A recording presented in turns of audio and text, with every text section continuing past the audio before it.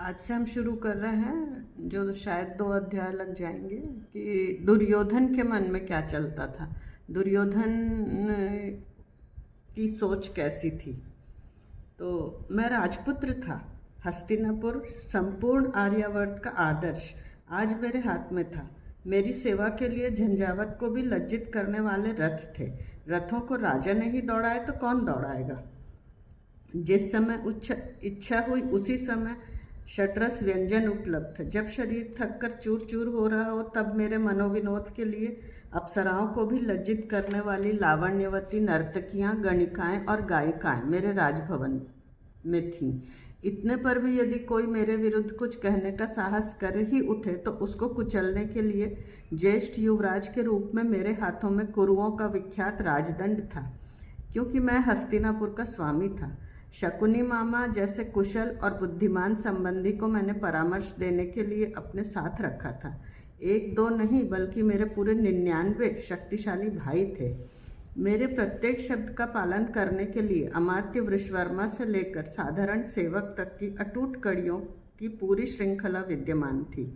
पिता के अंधे होने के कारण तथा पितामह के वृद्ध होने के कारण राज्य के सभी सूत्र वास्तव में मेरे ही हाथों में थे।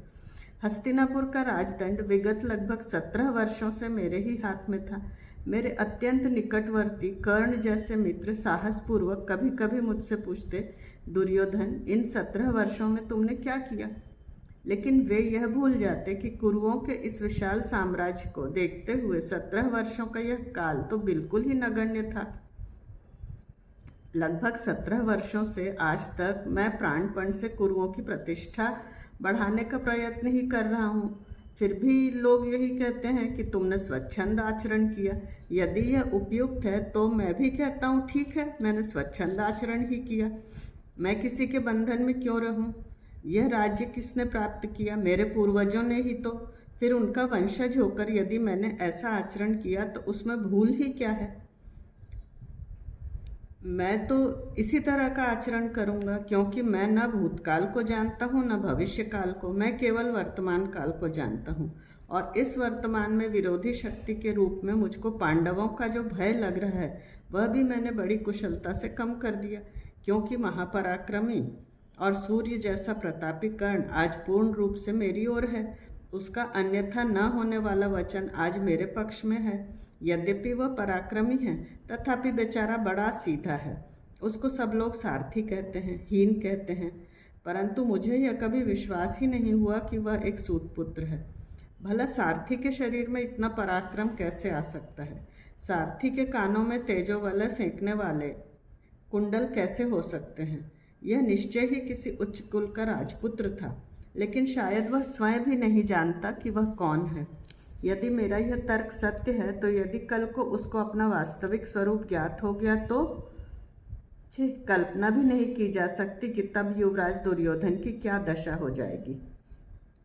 अपना प्राणप्रिय मित्र मानकर उस बावरे ने अपना जीवन सर्वस्व, ध्येय, भक्ति सब कुछ मेरे हाथों में सौंप दिया है।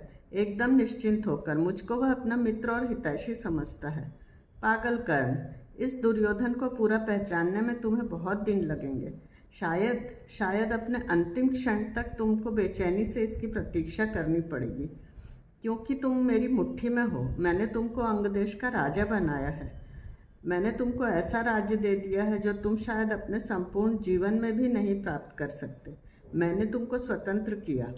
अब आगे तुमको मेरी आज्ञा अनुसार ही आचरण करना है, और यदि ऐसा नहीं किया तो तुम भीतर ही भीतर सुलगते हुए जलकर राख हो जाओगे।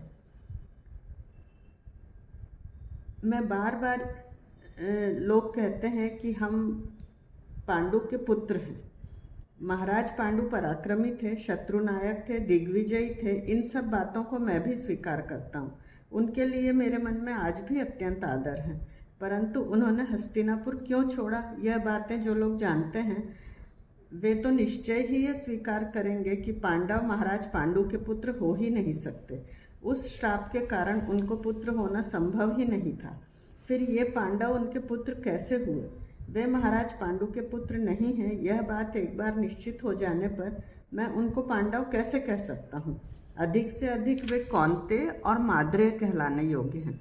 और यदि यही बात है तो फिर उनको अपने राज्य के अधिकार के लिए मथुरा जाकर श्री कृष्ण से लड़ना चाहिए था, या मद्रदेश जाकर शल्य से। यहाँ इस हस्तिनापुर में वे अपने झूठे अधिकार को लेकर घुसने का प्रयत्न क्यों कर रहे हैं? हमारे प्रिय पांडु महाराज का क्या हुआ, यह बड़े आश्चर्य की बात है। महाराज की मृत्यु कैसे हुई यह कोई नहीं बता रहा था। केवल राजमाता कुंती की ओर देखकर ही उन सबको इस राजप्रसाद में आश्रय दिया गया। यत्र तत्र उनका जो स्वागत हुआ उसको मैंने अत्यंत धैर्यपूर्वक सहन किया। वास्तव में गुरु द्रोण कौरवों के राजगुरु थे, उनको हमारा ध्यान अधिक रखना चाहिए था, लेकिन मैंने सदैव देखा कि अर्जुन गुरु द्रोण के पीछे पीछे ऐसा फिरता है जैसे गाय के पीछे बछड़ा। सदा तैरने के बहाने मेरे भाइयों को नगर के बाहर स्थित सरोवर में ले जाकर और फिर मेरे 4 भाइयों को एक साथ पानी में डुबोकर अधमरा करते हुए उस जंगली भीम को भी मैंने देखा है। उस समय मुझ पर क्या बीतती है और मैं ही जानता हूँ।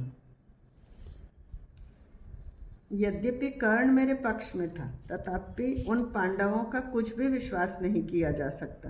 पिछली बार अखाड़े में अर्जुन ने तीर और भीम ने जो पराक्रम किए थे उनको देखकर तो मेरी नींद ही हराम हुई थी। उस विशालकाय भीम ने तो मेरे प्रिय दुशासन को मुष्टि युद्ध में ऊंचा उठाकर पटाख से ऐसे नीचे पटक दिया था जैसे रजक कपड़ों को पीटता है। जब तक पांडवों को कांटा जड़ से नहीं उखड़ेगा तब तक कौरव सुख से जी नहीं सकेंगे। इसके लिए मुझे कुछ भी क्यों न करना पड़े, मैं चूकूंगा नहीं। पांडवों को प्रकट रूप में नष्ट करना किसी तरह संभव नहीं था, क्योंकि पंचकड़ी तो 5 अखंड पर्वतों की बोलती चालती दृढ़ पंक्ति ही थी। एक हृदय होकर एकत्रित हुए 5 मस्त वृषभ एक सामर्थ्यशील वनराज को बड़ी सरलता से पछाड़ सकते हैं, और यहाँ पाला पड़ रहा था 5 शस्त्र संपन्न योद्धाओं से। इसीलिए मैंने कपट से उनका कांटा निकालने का निश्चय किया। कपट से कहने की अपेक्षा कौशल से कहना अधिक उपयुक्त रहेगा, क्योंकि राजनीति में कपट का ही मधुर और सुसंस्कृत नाम कौशल है। एक बार मैंने कर्ण से भी चर्चा की, लेकिन उसकी एक ही रट है, तुम कहो तो मैं एक साथ 5 योद्धाओं से द्वंद्व करने को तैयार हूँ, मैं उनको केले के गूदे की तरह पिचल दूंगा। उसका यह आत्मविश्वास सत्य था, यह मैं भी जानता था, परंतु उसके उस साहसी विचार से मैं कभी सहमत नहीं हो सका, होऊंगा भी नहीं। पहले मैं अपनी सब चालें चलकर देखूंगा, उसके बाद भी यदि ये नीच पांडव बच गए तो अंत में अमोघ शस्त्र के रूप में मैं कर्ण का उपयोग करूंगा, क्योंकि वह पराक्रमी तो है लेकिन दयालु और उदार भी है। जिसको वह एक बार अपना कह देता उसको वह फिर सचमुच ही अपना लेता। सबसे अधिक प्रभावपूर्ण तो उसका मधुर व्यक्तित्व ही है। वह सामने खड़ा हो जाता है तो ऐसा लगता कि जैसे तेज के असंख्य कण ही सामने हों। उसकी नीली आंखों में क्षण भर झांक लेने के बाद आकाश की नीलिमा भी फीकी लगने लगती। भूल से गंगा जल की कुछ शुभ्र बूंदें उसके आर्द्र सुनहले बालों पर रह जाती थी जब वह गंगा स्नान करके लौटता था। वे कुछ इस तरह चमकती थीं कि उसे देखकर ओस की बूंदें सिर पर लिए उद्यान में खिले सुनहले रंग के सूर्य पुष्प का स्मरण हो आता। बातें करते समय वह जब भी मुस्कुराता तब उसके सुवर्ण मंडित दांत चमक उठते, और मैं गुरु द्रोण द्वारा की गई अपनी घोर उपेक्षा को भूल जाता हूँ।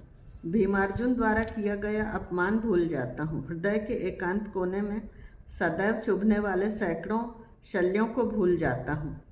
केवल एक विचार ही मेरे मन में चक्कर काटता है, यह कर्ण सचमुच ही सूतपुत्र है क्या? सारथी की दरिद्र झोपड़ी में क्या इतना सौंदर्यशाली रूप कभी साकार हो सकता है?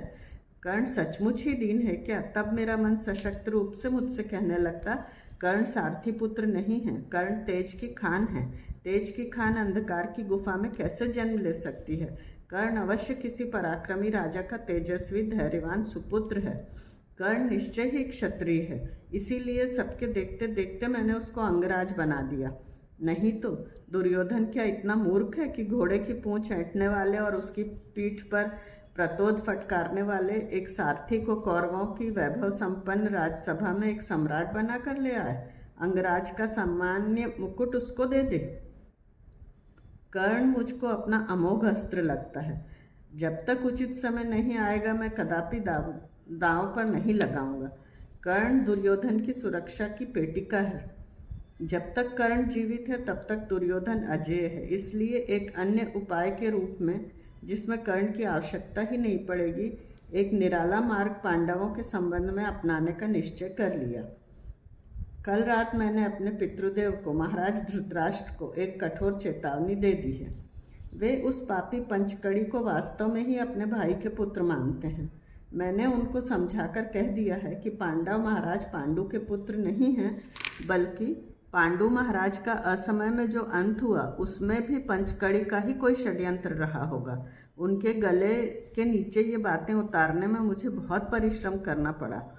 उनकी एक ही रट थी कि राजमाता कुंती राज्य के लोभ से कभी झूठ नहीं बोलेगी। तुम जो कह रहे हो, यदि वैसी कोई बात होती तो उसने इस राजनगरी में पैर भी न रखा होता। स्त्रियां राज के लोभ से समय आने पर उस संपूर्ण राज्य को ही जलाकर राख कर देती हैं। सभी लोग कहते हैं कि स्त्री विधाता का वैभव है, स्त्री मानवता का मानदंड है।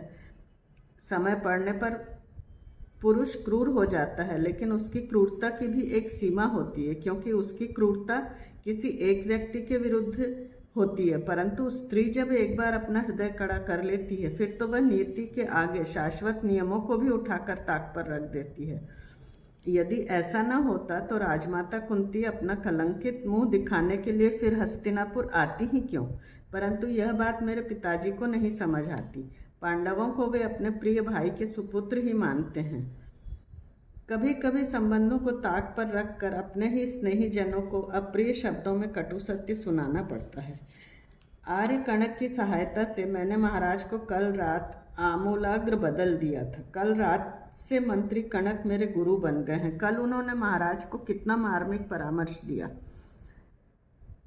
उनके दिए हुए परामर्श अर्थात कणक नीति को सदैव ध्यान में रखना चाहिए। आर्य कणक ने जो कुछ कहा पहले तो सुनने में बहुत विचित्र लगा, परंतु जब मैंने उनके कथन पर विचार किया तब लगा उसमें कितनी महत्ता और वास्तविकता भरी हुई थी। इतनी मार्मिक नीति मैंने पहले कभी नहीं सुनी थी। आर्य कणक ने महाराज को झुककर प्रणाम किया और गंभीर स्वर में कहा, महाराज आप मेरे स्पष्ट विचार जानना चाहते हैं, पर शायद आपको अच्छे नहीं लगेंगे, लेकिन आप सुनना चाहते हैं तो सुनिए। कोई भी निष्ठावान सेवक हो वह सदैव अपने स्वामी का कल्याण ही चाहा करता है। मैं भी वही चाहता हूँ। महाराज, मनुष्य को सदैव अपने पुरुषार्थ का दंड ऊंचा उठाकर रखना चाहिए, क्योंकि संसार सदा उसी से डरता है जो दंड उठाकर खड़ा रहता है। इसलिए सभी कार्य दंड के बल पर ही करना चाहिए। मनुष्य को सदैव कछुए की तरह अपने अंग छिपाकर रखना चाहिए और आवश्यकता हो तभी संसार की आहट लेने के लिए चुपके से गर्दन बाहर निकालकर देखना चाहिए। बैठे ठाले संसार की ओर देखकर आलोचना नहीं करना चाहिए। हम यह अध्याय यहीं समाप्त करते हैं। शेष दुर्योधन के विचार हम अगले अध्याय में करेंगे। धन्यवाद। और अगर आपको अच्छा लगता हो तो कृपया सब्सक्राइब करें, लाइक करें, शेयर करें।